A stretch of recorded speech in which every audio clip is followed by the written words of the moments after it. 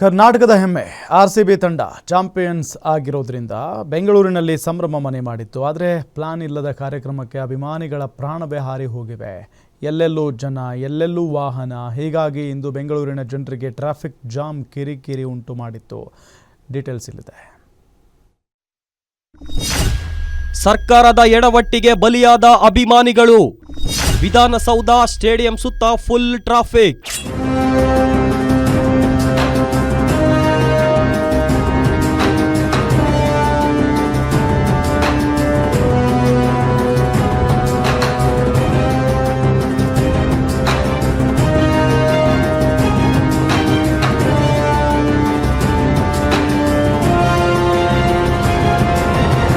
ಅಹಮದಾಬಾದ್ನ ನರೇಂದ್ರ ಮೋದಿ ಸ್ಟೇಡಿಯಂನಲ್ಲಿ ನಿನ್ನೆ ರಾತ್ರಿ ನಡೆದ ಐಪಿಎಲ್ ಫೈನಲ್ ಪಂದ್ಯದಲ್ಲಿ ಪಂಜಾಬ್ ಕಿಂಗ್ಸ್ ವಿರುದ್ಧ 6 ರನ್ಗಳ ರೋಚಕ ಜಯ ಗಳಿಸಿ ಚಾಂಪಿಯನ್ ಆಗಿ ಆರ್ಸಿಬಿ ತಂಡ ಬೆಂಗಳೂರಿಗೆ ಬಂದಿದೆ. ಆರ್ಸಿಬಿ ಆಟಗಾರರಿಗೆ ವಿಧಾನಸೌಧ ಮುಂದೆ ಸಿಎಂ ಸಿದ್ದರಾಮಯ್ಯ ಹಾಗೂ ಡಿಸಿಎಂ ಡಿಕೆ ಶಿವಕುಮಾರ್ ಅಭಿನಂದನೆ ಸಲ್ಲಿಸಿದರು.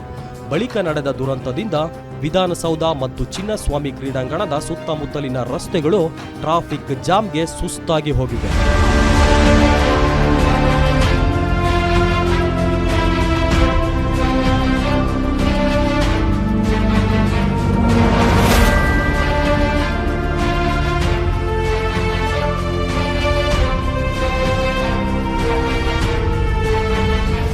ವಿಧಾನಸೌಧ ಮತ್ತು ಚಿನ್ನಸ್ವಾಮಿ ಕ್ರೀಡಾಂಗಣದ ಸುತ್ತಮುತ್ತಲಿನ ರಸ್ತೆಗಳನ್ನು ಬಳಸದಂತೆ ಮೊದಲೇ ಸಲಹೆ ನೀಡಲಾಗಿತ್ತು.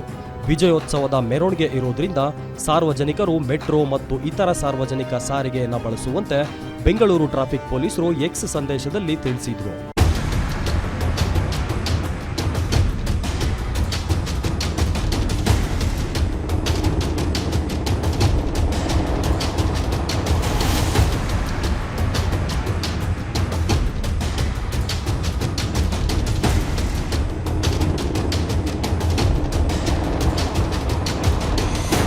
ಇನ್ನು ಪೊಲೀಸರೇನೋ ಮೆಟ್ರೋ ಬಳಸಿ ಎಂದು ಹೇಳಿದ್ರು. ಆದರೆ ಆರ್ಸಿಬಿ ಅಭಿಮಾನಿಗಳ ಆರ್ಭಟಕ್ಕೆ ನಮ್ಮ ಮೆಟ್ರೋ ಕೂಡ ನಲುಗಿ ಹೋಗಿದೆ. ಕೆಂಪೇಗೌಡ ಮೆಟ್ರೋ ನಿಲ್ದಾಣದಲ್ಲಿ ಟ್ರೈನ್ ಒಳಗಡೆ ಹೋಗೋಕೆ ಪ್ರಯಾಣಿಕರಲ್ಲಿ ನೂಕಾಟ, ತಳ್ಳಾಟ ಶುರುವಾಗಿತ್ತು. ಸುಮಾರು 35ರಿಂದ 45 ನಿಮಿಷ ಕಾದ್ರೂ ಕೂಡ ಟ್ರೈನ್ ಒಳಗಡೆ ಹೋಗೋಕೆ ಸಾಧ್ಯವಾಗಿರಲಿಲ್ಲ. ಐಪಿಎಲ್ ಕಪ್ಗೆ 17 ವರ್ಷಗಳೇ ಕಾದಿರುವಾಗ ಇದ್ಯಾವ ಲೆಕ್ಕ ಎಂದು ಫ್ಯಾನ್ಸ್ ಇದನ್ನ ಖುಷಿಯಿಂದಲೇ ಸ್ವೀಕರಿಸಿದ್ರು. ಆದರೆ ನಿತ್ಯ ಪ್ರಯಾಣಿಕರು ಮಾತ್ರ ಹೈರಾಣಾಗಿದ್ರು.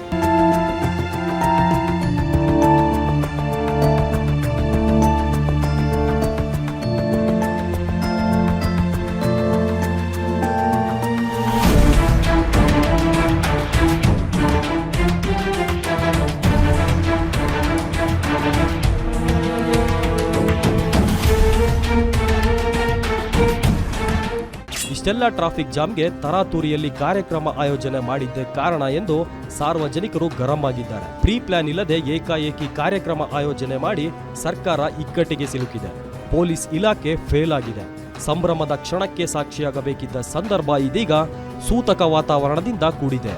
Vishwanath Hosakere, news desk, guarantee news.